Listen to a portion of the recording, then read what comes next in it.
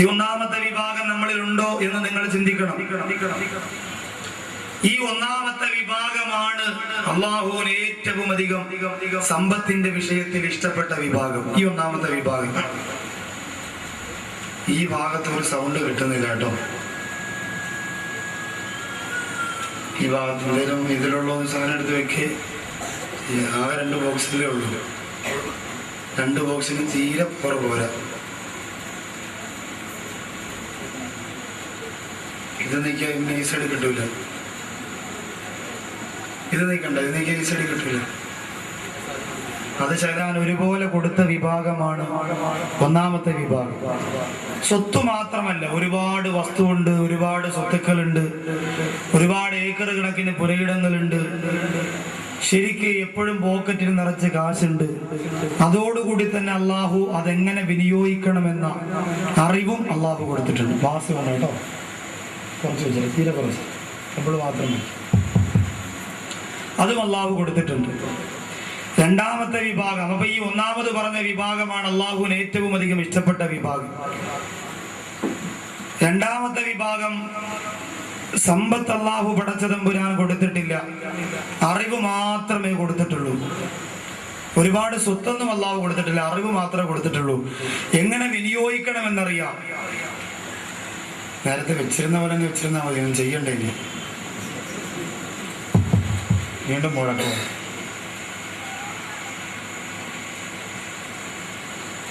സമ്പത്ത് അള്ളാഹു പടച്ച തമ്പുരാൻ കൊടുത്തിട്ടില്ല, അറിവ് മാത്രമേ കൊടുത്തിട്ടുള്ളൂ.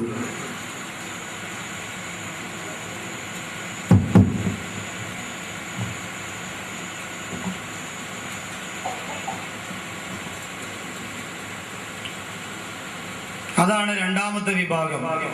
ഈ രണ്ടാമത്തെ വിഭാഗത്തിൽ നിങ്ങൾക്ക് വേണമെങ്കിൽ നമ്മളെ ഹുസൈൻ ബാദരി ഉൾപ്പെടുത്താൻ തോന്നും. ഹുസൈൻ ബാദരി 10 കൊല്ലം കൂടെ ഈ പള്ളി ഇരുന്ന ഇൻഷാ അല്ലാഹ് സമ്പത്തൊക്കെ ഉണ്ടായിക്കൊള്ളു. അല്ലാഹു തആല അനുഗ്രഹിക്കട്ടെ. സമ്പത്ത് ഇപ്പോൾ എന്നെ ഹുസൈൻ ബാദരിയെ സംബന്ധിച്ചിടത്തോളം അൽഹംദുലില്ലാ അഭിമാനത്തോടു കൂടി പറയാണ്, മാന്യമായ രീതിയിൽ ജീവിക്കാനുള്ള സാമ്പത്തികം അല്ലാഹു തന്നിട്ടുണ്ട്. ഉണ്ട് അൽഹംദുലില്ലാ. ഇതിന്റെ ജ്യേഷ്ഠനെ എനിക്ക് വലിയ ഇഷ്ടമാണ്, എന്നെയും വലിയ ഇഷ്ടമാണ്. ഞാൻ പ്രഭാഷണത്തിന്റെ അവസാനം പണ്ട് ബൈത്ത് പാടി സലാത്തിൽ വരുന്നത്, അന്ന് ശരിക്കും മുറുക്കാൻ ചവയ്ക്കുന്ന ആളാണ് ദാസന്. ഇങ്ങനെ ചവച്ച് ഇങ്ങനെ ഒരു വല്ലാത്തൊരു തലയെക്കെട്ട കെട്ടി ഇങ്ങനെ ആടി. പ്രവാചകർ സ്വല്ലല്ലാഹു അലൈഹി വസല്ലമ തങ്ങളോടുള്ള അനുരാഗം എന്ന് പറഞ്ഞാൽ ആ ഉസ്താദിന് വല്ലാത്ത മനസ്സിൻ്റെ അകത്ത് വല്ലാത്തൊരു താല്പര്യമാണ്.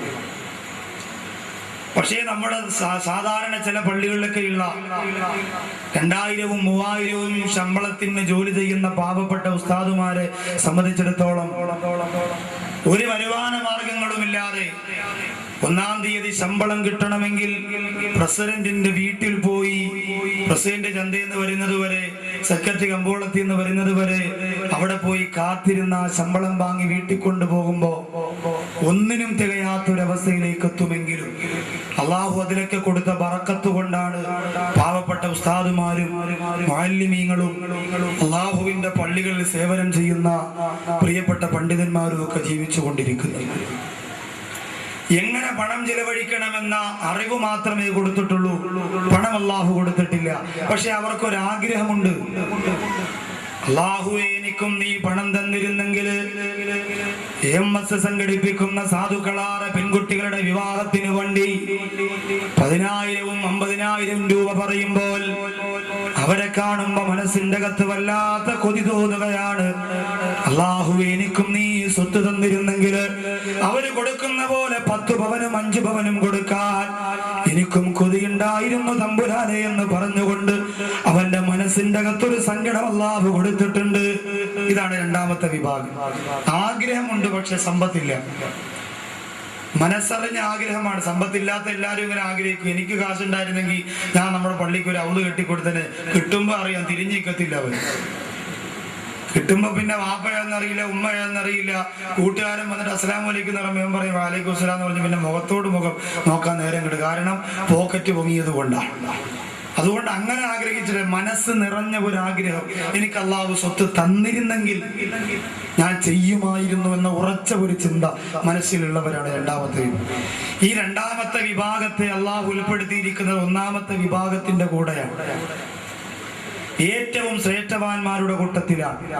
മൂന്നാമത്തെ വിഭാഗമോ അള്ളാഹു അറിവ് കൊടുത്തിട്ടില്ല, സമ്പത്ത് മാത്രമേ കൊടുത്തിട്ടുള്ളൂ. എവിടെ അങ്ങനെ ചിലവഴിക്കണമെന്നറിയില്ല. പെട്ടെന്നൊരു സുപ്രഭാതത്തിൽ എന്തോ ഒരു കച്ചവടം നടന്നു, പെട്ടെന്നൊന്ന് ഗൾഫിൽ പോയി മടങ്ങി വന്ന ധാരാളം കാശുണ്ടായി. പിന്നെ ഓച്ചിറയുടെ മുന്നിൽ വില കൂടിയ വാഹനത്തിന്റെ അകത്ത് AC ഓണാക്കി ഗ്ലാസ് ഇട്ടുകൊണ്ട് ആരെയും മൈൻഡ് ചെയ്യാതെ പോകുമ്പോ ഒരുപാട് പണമുണ്ട്, പക്ഷേ അതെങ്ങനെ ചിലവഴിക്കണമെന്ന് അവനറിയില്ല. ഒരുപാട് സ്വത്തുണ്ട്, എങ്ങനെ ചിലവഴിക്കണമെന്ന് അവനറിയില്ല. ഇതാണ് മൂന്നാമത്തെ വിഭാഗം. ഇവനിങ്ങനെ കള്ളു കുടിക്കാനും വ്യഭിചരിക്കാനും, കൂട്ടുകാർ പറയടാ നമുക്കൊരു പടത്തിന് പോയാലോ കരുനാഗപ്പള്ളിയിൽ, ശരി എന്നാ വണ്ടി ഇടന്നും പറഞ്ഞ് അവന്റെ ചെലവിൽ തന്നെ പോകുന്നു. ഒരു വീട് പിന്നെ ഒരു വീട് പാല് കാച്ചില്ലെന്ന് രാത്രി ടെറസിന്റെ മുകളിൽ കയറി കുപ്പിയെടുക്കുന്നു, കുടിക്കുന്നു. എല്ലാം ഇവന്റെ ചെലവില. പണമല്ല ശരിക്കു കൊടുത്തിട്ടുണ്ട്, എന്തിന് ചിലവഴിക്കണം എന്ന് ഇവൻ അറിയില്ല. ഇവനെ അള്ളാഹു ഏറ്റവും അധികം വെറുക്കുന്നതാണ്. നാലാമത്തെ വിഭാഗമാരാണ്? അള്ളാഹു സമ്പത്ത് കൊടുത്തിട്ടില്ല, അള്ളാഹു അറിവും കൊടുത്തിട്ടില്ല. അറിവുമില്ല, സ്വത്തുമില്ല, പക്ഷെ അവന്റെ മനസ്സിൽ ആഗ്രഹം എന്താണെന്നറിയോ? പണം കിട്ടിയിരുന്നെങ്കിൽ അവനെ പോലെ 5-6 പെണ്ണുങ്ങളൊക്കെ ആയിട്ട് കായംകുളത്ത് റൂമൊക്കെ എടുത്ത് അടിച്ച് പൊളിക്കാൻ അവന്റെ ആഗ്രഹം അതാ. അവന് വെള്ളം കുടിക്കാൻ നിവർത്തിയില്ല, എന്നാലും കാശുണ്ടായിരുന്നെങ്കിൽ ഇവിടെ കൊന്നെടുത്ത് മറിക്കായിരുന്നു. ഒരു അടിപൊളിയായിട്ട് 2-3 പെണ്ണൊക്കെ കെട്ടി ഒരു വലിയ വള്ളിയൊക്കെ എടുത്ത് സെറ്റപ്പായിട്ട് നടക്കാമായിരുന്നു എന്നൊരു ചിന്തയാണ് അവനുള്ളത്. മൂന്നാമത്തെ വിഭാഗത്തെ അള്ളാഹു വെറുക്കുന്നത് പോലെ നാലാമത്തെ വിഭാഗത്തെയും അള്ളാഹു ഇതുപോലെ വെറുക്കുന്നതാണ്. ഇതിലൊന്നെങ്കിൽ നമ്മൾ ഒന്നാമത്തെ വിഭാഗത്തിൽ പെടണം. സമ്പത്ത് അള്ളാഹു തരണം, അറിവും അള്ളാഹു തരണം. എവിടേക്കാണ് ചിലവഴിക്കേണ്ടതെന്ന ബോധം നമുക്ക് വേണം, അതിനുള്ള സ്വത്ത് നമുക്ക് വേണം. ഏതെങ്കിലും ഒരു പാവപ്പെട്ട എത്തിയൻകുട്ടിയുടെ കല്യാണം, ശരി എന്റെ കയ്യിൽ ഒരു 5000 രൂപ ഉണ്ട്, ബിസ്മില്ല എന്ന് പറഞ്ഞ് നിറഞ്ഞ മനസ്സോടെ, ആരെയും കാണിക്കാനും പേരിനും പെരുമയ്ക്കുമല്ല, നിറഞ്ഞ മനസ്സോടെ എടുത്തു കൊടുക്കാൻ അവന് തോന്നണം. അതിന് അറിവ് വേണം, സ്വത്തും വേണം. ഒന്നെങ്കിൽ ഈ വിഭാഗത്തിൽ പെടണം. ആ വിഭാഗത്തിൽ പെടാൻ നിങ്ങൾ ആരും സമ്മതിക്കൂല. കാരണം നിങ്ങൾ ഇപ്പോഴും പറയുന്നത് നമുക്കൊക്കെ എന്ത് കാശാവസ്ഥാതെ, കാശൊക്കെ ഷാനവാസിനല്ലേ. കാരണം എന്താ? അവന്റെ കയ്യിൽ കിടക്കുന്നത് റാഡോടെ വാച്ച. 20 രൂപയ്ക്കുള്ളതാണോ 20,000 രൂപയ്ക്കുള്ളതാണോ എന്ന് അള്ളാഹു വേണം. 20 രൂപ കൊടുത്താലും മീമാപ്പള്ളി പോയാൽ കിട്ടും റാഡോടെ വാച്ച്. സ്വർണം തന്നെയാണ്, ഒരു കുറവും ഉണ്ടാവില്ല. പക്ഷേ നമ്മൾ അങ്ങനെ പറയും, നമ്മൾ ആരും പണക്കാരില്ല എന്ന് പറയുള്ളൂ. എത്ര കാശുണ്ടെങ്കിലും നമ്മൾ പറയുന്നത് എന്താ? ഞാനൊരു പാവപ്പെട്ടവന്, പിന്നെ ഞാൻ 10-100 വല്ലപ്പോഴും പള്ളിയിൽ കൊടുക്കുന്നു എന്നതല്ലാതെ എനിക്ക് കാശില്ല എന്നാണ് നമ്മുടെ തീരുമാനം. അതുകൊണ്ട് ഒന്നാമത്തെ വിഭാഗത്തിൽ നമ്മൾ പെടൂല. ഉൾപ്പെട്ടാലും നമ്മൾ അതിലല്ല എന്ന് പറയും. രണ്ടാമത്തെ വിഭാഗത്തിലെങ്കിലും പെടണം. അള്ളാഹു പടച്ച തമ്പുരാ സ്വത്ത് കൊടുത്തിട്ടില്ല, അറിവ് മാത്രമാണ് കൊടുത്തത്. എവിടെയാണ് പണം ചെലവഴിക്കേണ്ടതെന്നവനറിയാം, ആർക്കാണ് പണം കൊടുക്കേണ്ടതെന്നവനറിയാം, എങ്ങനെയാണ് സമ്പാദിക്കേണ്ടതെന്നവനറിയാം. അതെങ്കിലും എന്റെ പ്രിയപ്പെട്ടവരെ പഠിച്ചുകൊണ്ട് വേണം നമുക്ക് പിരിയാൻ.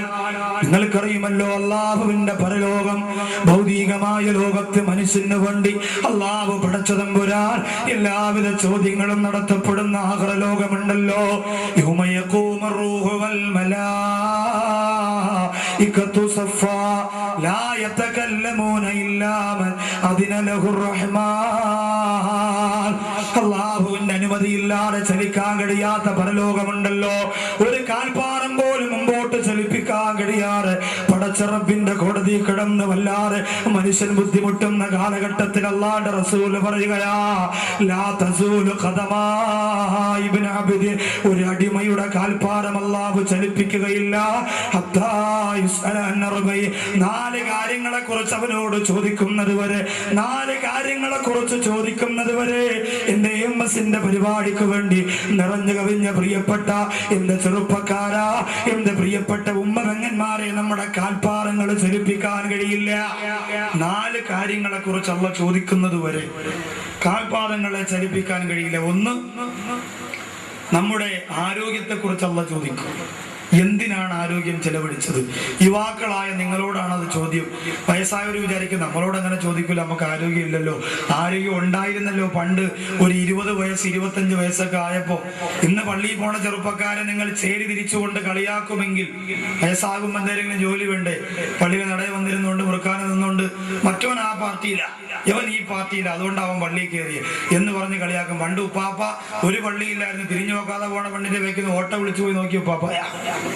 എന്നാലും ഇന്നിപ്പോ ചെറുപ്പക്കാരെ കണ്ടുകൂടാതാ. അള്ളാഹു ഈ സദസ്സിൽ വന്നിരിക്കുന്ന പ്രിയപ്പെട്ട ഉപ്പമാർക്ക് ഈമാൻ സലാമത്തായി മരിക്കാനുള്ള പവർ അള്ളാഹു കൊടുത്തനുഗ്രഹിക്കുമാറാകട്ടെ.